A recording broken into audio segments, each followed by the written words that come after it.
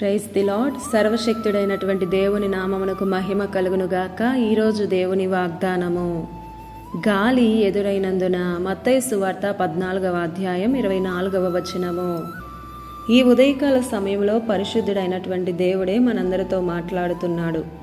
అక్కడనున్న జనసమూహమును పంపివేసి యేసుక్రీస్తు తన శిష్యులు ప్రయాణమై వెళ్తుండగా ఆయన ప్రార్థన చేయుటకు ఏకాంతంగా కొండ ఎక్కి వెళ్ళెను అని వాక్యం సెలవిస్తుంది. సాయంకాలమైన ఆ సమయంలో దోణె గాలి ఎదురవ్వడం వల్ల అలల చేత నెట్టబడుతుంది.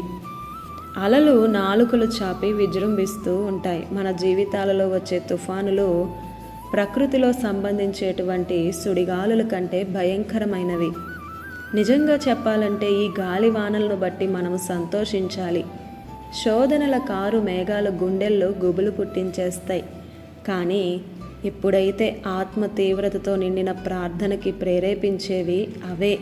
ఇంకా ఆతురతతో మనకివ్వబడిన వాగ్దానాలను గట్టిగా పట్టుకొనేలా చేసేవి అవే. ఎడబాటు అనే తుఫానులు హృదయ విదారకమైనవి. అయితే తన వైపుకి మనల్ని మళ్లించుకునే దేవుని సాధనాలు. ఆయన మనతో మృదువుగా మెల్లగా మాట్లాడే సందర్భాలు. అలలకి తుఫాన్లకి నావ ఊగినప్పుడే కదా నీ నావకు ఎంత సామర్థ్యం అనేది తెలుస్తుంది. తుఫానులు మన మీద విరుచుకు పడకుండా చేసేవాడు కాదు, ఆ తుఫానుల్లోనే మనకు అండగా నిలిచేవాడు మన దేవుడు. మన ప్రయాణం ఎప్పుడూ సుఖంగా సాగుతుందని చెప్పలేదుగా. మనం ఈ లోకంలో యాత్రికులము, పరదేశులమై ఉన్నాం. కానీ గమ్యం మాత్రం క్షేమంగా చేర్చే బాధ్యత ఆయనదే. పరలోక పవనాలు వస్తున్నాయి, తెరచాప ఎత్తండి.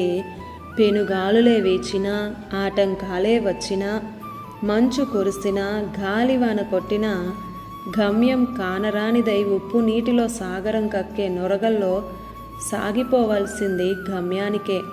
ఎవరిని ఎంత అణచాలని చూసినా ఆ అలలలోనే నీ ప్రయాణాన్ని క్షేమంగా చేరుస్తాడు ఆయనే.